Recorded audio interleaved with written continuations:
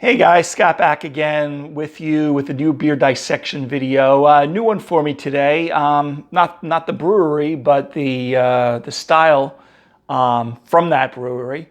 What I have today is from Firestone, Walker Brewing Company, classic brewery out on the West Coast. Specifically, they actually even say a California brewing company, Firestone Walker. Paso Dobles, I want to say. Yeah, Paso Robles. Okay, I apologize if I'm bashing that Spanish there, or I'm not pronouncing that properly. This is a hazy India Pale Ale, so we'll presume it's a hazy, juicy.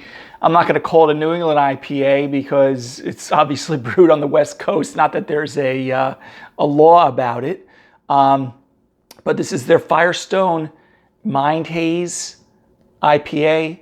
So their version of a hazy, juicy IPA. They have a couple of, God, it's failing off the top of my head right now, two classic IPAs that they've brewed out there for many years. It's even part of my the Cicerone studying that particular style. But so if I didn't say 6.2% alcohol, again, not much more than that. Some beers I'll research a lot more than others before I start doing these videos. Sometimes I like to go in blind and just kind of taste it for the first time live or semi-live on the video here. Okay, so again, Firestone Walker Mind Haze, Hazy Juicy IPA. I'm sure I'll have it pop it over my shoulder many times.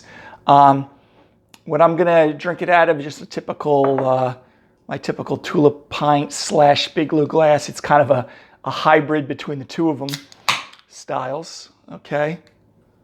So let's pour this out. And just looking at it right now, it is pouring like a typical hazy, juicy, very pale. I'm gonna show it to you on camera here.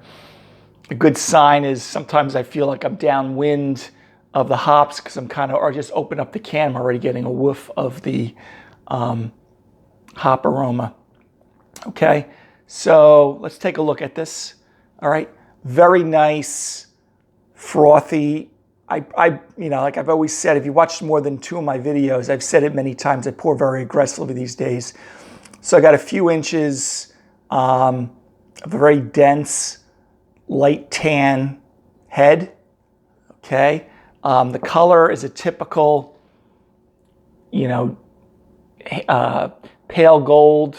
Okay, dark straw kind of color. Of course, it's got that opaqueness to it, that kind of hazy color to it. Again, if you've watched more than two of my IPA videos, I talk about that these hazies, juicies, sometimes called New England IPAs, are brewed with unmalted wheat, sometimes oats. Of course, the polyphenols, that's what gives you that haze, okay? Different than your West Coast IPAs, which they usually look to be a little clearer, okay? But if you've heard that before, I won't belabor the point too much, okay? But nice, again, light gold, kind of darker straw, kind of opaque looking beer, okay? But nice, even the head is persisting pretty well here. All right, so let's take a sniff of the aroma. Oh, very nice, wow. Kind of get like a little tropical fruit, but there's definitely citrus in there.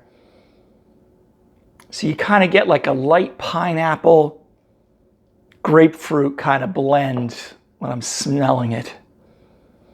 So again, if you want to name your tropical fruit, whether it's a little mango, pineapple, okay, definitely a little slight grapefruit citrus in there. You kind of get that pithy, but very, very nice. Maybe a little white grape. The malt on the nose is what you'd expect, pretty neutral, white bread, flour, bread crust, not even bread crust, kind of wheat, flour, things like that. Okay, but nice, very good aroma on this, okay?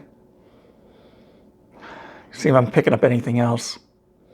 No, that's pretty much it. So anyway, guys, cheers. Again, Firestone Walker Mind Haze IPA.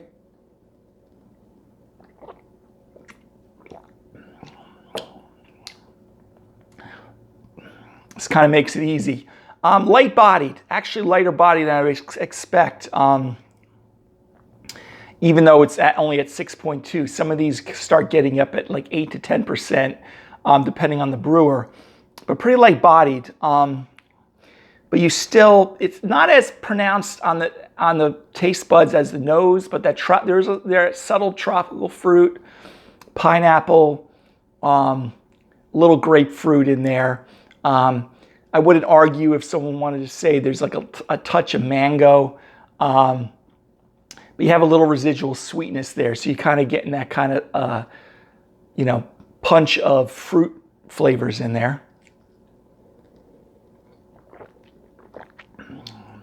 Bitterness is pretty low.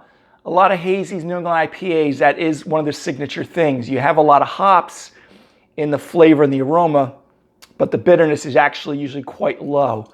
And same thing with this one right here. But it makes it very easy drinking. So you kind of get that, it's almost like a crushable hazy IPA. Especially being around, 6.2% or so. Lighter bodied, you get that light grapefruit. It's not blasting you like a lot of New England IPAs do with the grapefruit. But again, a little pineapple, grapefruit, mango, if you want to say, or you pick your tropical fruit. And then it also, you have that neutral malt profile as far as kind of white bread, wheat bread, doughy kind of malt flavors.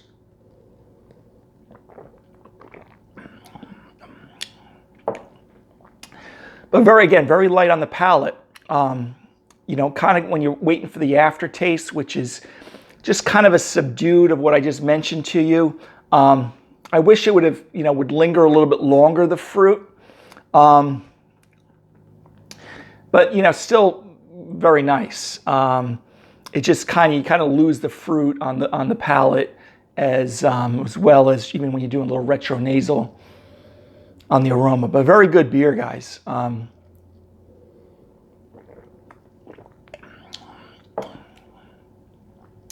But again, lighter body than I thought. I thought I was going to get a little bit. Sometimes with some of these hazies, juicies, highly hopped IPAs, I'll kind of get that almost like a coating on my taste buds. This one kind of is pretty low, pretty light, very easy drinking.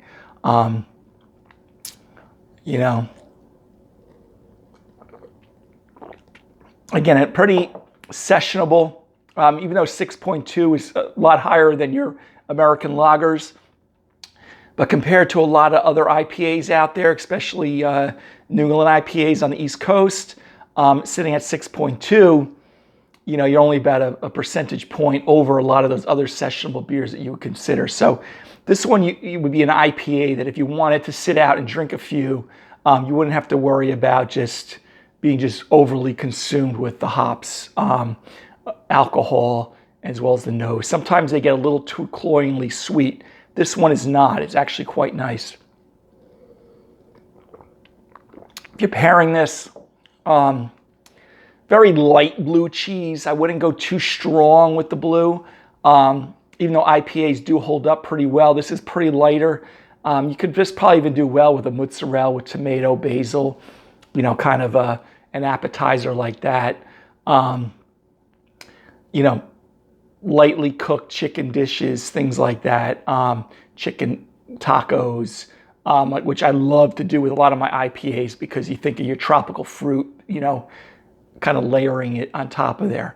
Almost like if you're taking pineapple or a chutney and throwing it on top of your taco. But anyway, guys, very nice beer. If I was to rate this beer, good solid B plus. I would definitely, I'm going to enjoy the rest of the six pack I have. Of course, not today that I purchased, but again, I would definitely say easily a B plus.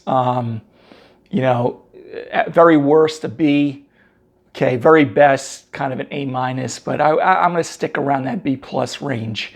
But a very nice, easy drinking hazy IPA. So if you see in the stores and you don't want to spend $30 on a hazy, and you see this Firestone Walker Mind Haze, I wouldn't hesitate to recommend it, especially if you want to throw back a few and you want to stick in a $12 or so price point for a 6-pack. I would highly recommend this. And Firestone Walker has a pretty big footprint, so you should be able to find it in most of your beer stores. So anyway, guys, definitely a recommendation for Firestone Walker Mind Haze. I may even compare this and do a beer face-off with a couple other hazies one day, just to kind of, just kind of compare and contrast to other styles from the same, or from different breweries, but same style. All right, guys, till the next beer dissection video, have a great day. Take care. Bye.